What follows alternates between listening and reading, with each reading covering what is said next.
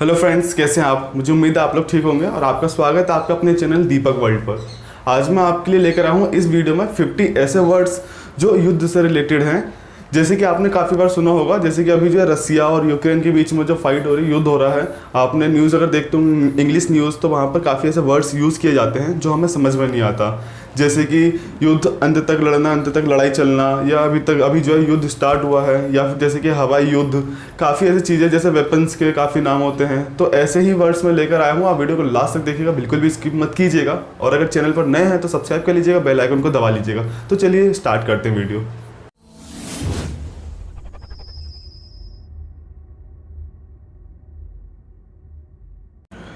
दोस्तों, पहला हमारा न्यूक्लियर वॉर। न्यूक्लियर वॉर मतलब होता है परमाणु युद्ध। परमाणु युद्ध मतलब कि जो किसी प्रकार के परमाणु बम होते हैं। और सिर्फ ओनली वॉर मतलब होता है युद्ध, ये तो आपको मालूम ही होगा। आइए सेकंड देखते हैं। सेकंड है सिविल वॉर। सिविल वॉर मतलब होता है गृह युद्ध। सिविल वॉर मतलब गृह युद्ध। थर्ड है कोल्ड वॉर। कोल्ड वॉर मतलब होता है शीत युद्ध। देखिए, इसमें कोई ऐसा नहीं है कि बंदूक या परमाणु बम या फिर किसी बम से लड़ाई किया जाता है। ये एक ऐसा युद्ध होता है जिसमें मान लीजिए कोई आर्थिक नुकसान पहुंचाने के लिए, जैसे कि कोई व्यापार कर रहा है अपने ही देश में और अपने ही व्यापार को ख़त्म करने की कोशिश कर रहा है, तो आर्थिक नुकसान जिसे हम बोलते हैं कोल्ड वॉर।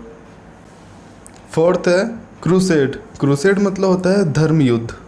जो किसी धर्म के नाम पर जो युद्ध होता है उसे हम बोलते हैं क्रूसेड। फिफ्थ है वेजिन वॉर। वेजिन वॉर मतलब होता है युद्ध छेड़ना या युद्ध करना।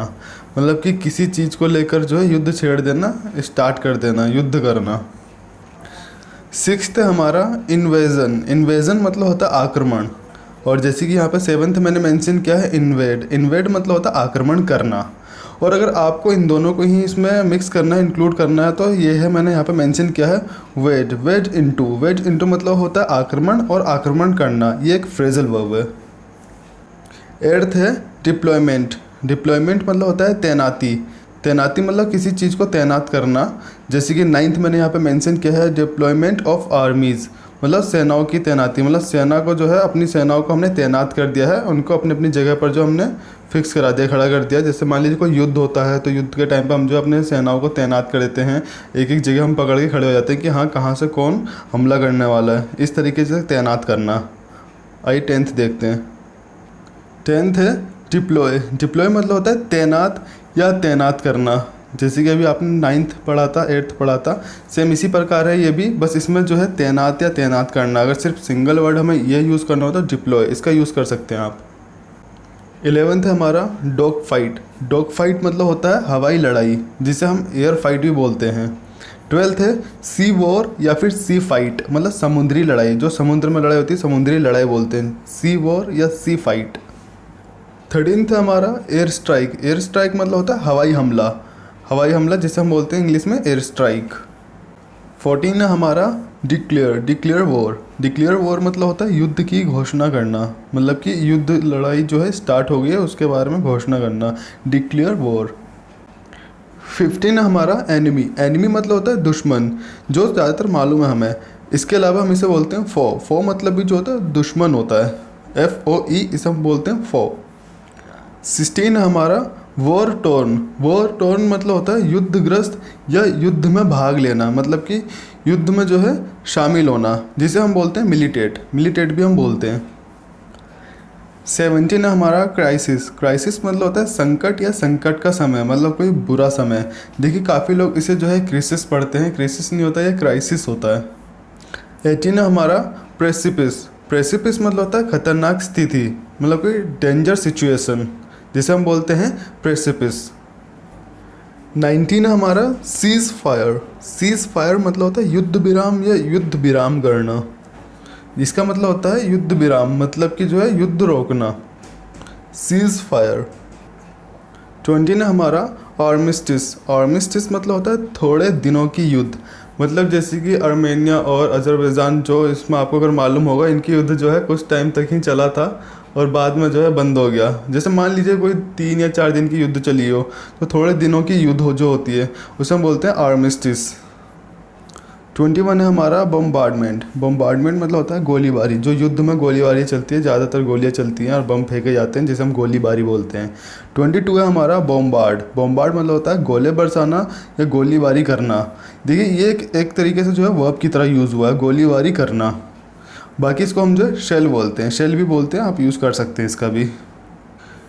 23 हमारा एम्बुश। एम्बुश मतलब होता है घात लगाकर आक्रमण करना, मतलब कि ताक लगाकर, मतलब कि किसी चीज़ के लिए, किसी के हमला करने के लिए जो है घात लगाना, जिसे हम बोलते हैं एम्बुश। 24 है हमारा एम्यूनिशन। एम्यूनिशन मतलब होता है गोला बारूद, जो बम बारूद होते हैं उसे हम बोलते हैं एम्यूनिशन। 25 है हमारा ऑक्यूपाई। ऑक्यूपाई मतलब होता है कब्जा करना, मतलब किसी चीज़ को जो कब्जे में ले लेना, जिसे हम बोलते हैं टेक ओवर। टेक ओवर भी हम बोलते हैं, इसको भी यूज़ कर सकते हैं आप। 26 है हमारा सीज। सीज मतलब होता है घेरा डालकर पकड़ लेना, मतलब कि जैसे कि अभी आपने पढ़ा था ताक लगाकर आक्रमण करना, उसी तरीके से ताक लगाकर या घेरा लगाकर जो है किसी को पकड़ लेना, जिसे हम बोलते हैं सीज। 27 है हमारा एनेक्स। एनेक्स मतलब होता है हड़प लेना, जैसे अभी आपने पढ़ा था ऑक्यूपाई और टेक ओवर, किसी चीज़ पर कब्जा कर लेना, सेम इसी प्रकार है ये भी एनेक्स, हड़प लेना, किसी चीज़ को हड़प लेना। 28 है डेटोनेट। डेटोनेट मतलब होता है विस्फोट करना। 29 है डिसआर्म। डिसआर्म मतलब होता है निहत्था करना। निहत्था मतलब कि जिसके पास लड़ने के लिए कोई हथियार ना हो, उसे हम बोलते हैं डिसआर्म। 30 है हमारा सैंक्शंस। सैंक्शंस मतलब होता है प्रतिबंध या प्रतिबंध लगाना, जिसको हम बोलते हैं रोक या रोक लगाना किसी चीज़ के लिए। इसके अलावा सैंक्शंस का एक और मतलब होता है किसी चीज़ के लिए अनुमति देना, आज्ञा देना। और जो सेम इसी प्रकार मैंने यहाँ पे एक और मेंशन किया है इनहिबिट। इनहिबिट मतलब भी जो है प्रतिबंध या प्रतिबंध लगाना ही होता है, किसी चीज़ का रोक या रोक लगाना। 31 है हमारा होस्टेज। होस्टेज मतलब होता है बंधक, किसी को पकड़ के बंधक बना लेना, उसे हम होस्टेज बोलते हैं। 32 है हमारा इकोनॉमिक लॉस। इकोनॉमिक लॉस मतलब होता है आर्थिक नुकसान, जो आर्थिक नुकसान हो जाता है उसे हम बोलते हैं इकोनॉमिक लॉस। 33 हमारा एक्सपैट्रिएट। एक्सपैट्रिएट मतलब होता है देश छोड़ना या प्रवासी, जैसे कि मान लीजिए कोई अपना देश छोड़कर किसी और देश में बस गया और वहीं का प्रवासी बन गया, जिसे हम बोलते हैं एक्सपैट्रिएट। 34 हमारा ट्रांसमाइग्रेंट, मतलब किसी दूसरे देश में शरण लेना। किसी दूसरे देश में शरण लेना इन द सेंस कि जो है अपने देश को, जैसे कि अभी आपने पढ़ा था एक्सपैट्रिएट, अपने देश को छोड़कर दूसरे देश के प्रवासी बन जाना, सेम इसी प्रकार ये भी है शरण लेना, मतलब कि जो है बस जाना जाके। 35 है हमारा होलोआ। होलोआ मतलब होता है संबोधित करना, जिसे हम एड्रेस या एक्सोर्ट भी बोलते हैं। आपने कई बार ये सुना भी होगा न्यूज़ में, जैसे कि आज नरेंद्र मोदी जो है पूरे देश को संबोधित करेंगे, तो संबोधित करना सेम ये वही है, होलोआ, एड्रेस या एक्सोर्ट, कुछ भी यूज़ कर सकते तीनों में से आप। 36 है हमारा डिलीवर द स्पीच, मतलब भाषण देना, जिसे हम बोलते हैं मेक अ स्पीच। 37 हमारा स्टावेशन। स्टावेशन मतलब होता है भुखमरी या भुखमरी फैलना, जैसे कि ये कोविड-19 जब आया था तो काफ़ी जो है लॉकडाउन की वजह से काफ़ी लोग जो भूखे मर रहे थे, भुखमरी छा गई थी, मतलब खाने के लिए नहीं मिल पा रहा था, जिसे हम बोलते हैं स्टावेशन। 38 है हमारा अनएम्प्लॉयमेंट। अनएम्प्लॉयमेंट मतलब होता है बेरोज़गारी या बेरोज़गार, जिसे हम बोलते हैं जॉबलेसनेस, मतलब जिसके पास कोई जॉब नहीं है, वो बिल्कुल बेरोज़गार है। और जैसे ही यहाँ पे आप एक और मेंशन किया है राइजिंग अनएम्प्लॉयमेंट, मतलब जो है बेरोज़गारी बढ़ना, जो है जॉबलेसनेस मतलब कि जिसके पास कोई जॉब नहीं है, बहुत ज़्यादा इसकी तादाद बढ़ती जा रही है, जिसे हम बोलते हैं राइजिंग अनएम्प्लॉयमेंट। 39 है हमारा डिस्ट्रक्शन, मतलब विनाश, जिसे हम ग्रेट डिस्ट्रक्शन भी बोलते हैं, महाविनाश। 40 है हमारा फाइट अंटिल द एंड, मतलब कि अंत तक लड़ना, जिसे हम बोलते हैं अपनी आखिरी सांस तक लड़ना, फाइट अंटिल द एंड। 41 है हमारा रूमर। रूमर मतलब होता है अफवाह, जैसे कि अफवाह फैलाने वाला, उसे हम बोलते हैं रूमर मॉन्गर। 42 है हमारा डेवास्टेशन, मतलब कि होता है तबाही या पड़ले, जिसे हम हैवक भी बोलते हैं। सेम इसी प्रकार है सीन ऑफ डेवास्टेशन, मतलब तबाही का मंजर, और ओनली हैवक मतलब भी तबाही का मंजर भी होता है। 43 हमारा प्रोटेक्ट। प्रोटेक्ट मतलब होता है रक्षा करना।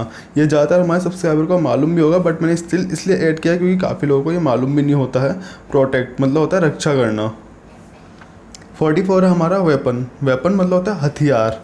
सेम इसी प्रकार है हमारा गन। गन मतलब होता है बंदूक, जिसे हम मस्किट भी बोलते हैं, मस्किट। 45 है हमारा विक्ट्री। विक्ट्री मतलब होता है विजय होना, जिसे हम बोलते हैं जीत हासिल करना। डिफीट मतलब होता है पराजित होना या हारना। 46 है हमारा रैक। रैक मतलब होता है जहाज़ के मलबे। जैसे कोई जहाज़ क्रैश हो गया और वो जो है टूट गया, बिल्कुल जो है बेकार हो गया, उसके मलबे को उठाया जाता है, ले जाया जाता है। या फिर कोई पानी का जहाज़ हो गया, वो किसी कारण जो है तबाह हो गया, डूब गया, उसके मलबे को निकाला जाता है। उसी चीज़ को हम बोलते हैं जहाज़ के मलबे, जिसे हम इंग्लिश में बोलते हैं रैक। इसमें डब्ल्यू हमारा साइलेंट है। 47 हमारा रिवोल्यूशन मतलब क्रांति। जैसे किसी चीज़ के लिए क्रांति छिड़ जाना, सेम इसी प्रकार है हमारा रिवोल्यूशनरी मतलब क्रांतिकारी। जो किसी क्रांति को ख़त्म करने के लिए जो है हम जैसे मान लीजिए क्रांतिकारी बन जाते हैं, उसे हम बोलते हैं इंग्लिश में रिवोल्यूशनरी। 48 है हमारा आज का पैट्रियट। पैट्रियट मतलब होता है देशभक्त। देशभक्त जो अपने देश के लिए बिल्कुल सच्चा हो, जो जान कुर्बान कर दे, उसे हम बोलते हैं पैट्रियट। 49 हमारा मार्टर। मार्टर मतलब होता है शहीद। जैसे कि जो हमारे देश के जो फौजी लोग होते हैं, वो देश के लिए लड़ते लड़ते जो अपनी जान कुर्बान कर देते हैं, शहीद हो जाते हैं, तो उसे ही हम बोलते हैं मार्टर। आज का हमारा जो 50 है, लास्ट है, वो है डिस्क्रिमिनेशन मतलब भेदभाव, जिसे हम बोलते हैं डिस्क्रिमिनेट, भेदभाव करना। इसे एज अ वर्ब यूज़ किया जाता है डिस्क्रिमिनेट। जैसे कि काफ़ी जो युद्ध में ये भी चीज़ें यूज़ होती हैं, भेदभाव किया जाता है, तो आप इसे यूज़ कर सकते हैं। डिस्क्रिमिनेशन भेदभाव और डिस्क्रिमिनेट भेदभाव करना। और मैं उम्मीद करता हूँ आपको ये वीडियो अच्छी लगी होगी और आपको पूरा क्लियर हुआ होगा। स्टिल कहीं भी कोई भी डाउट रहा हो तो कमेंट बॉक्स में कमेंट करके पूछेगा, मैं वहाँ पर आपको रिप्लाई करूँगा। बाकी मैं बहुत जल्द आपसे नेक्स्ट वीडियो मिलता हूँ, तब तक के लिए जय हिंद।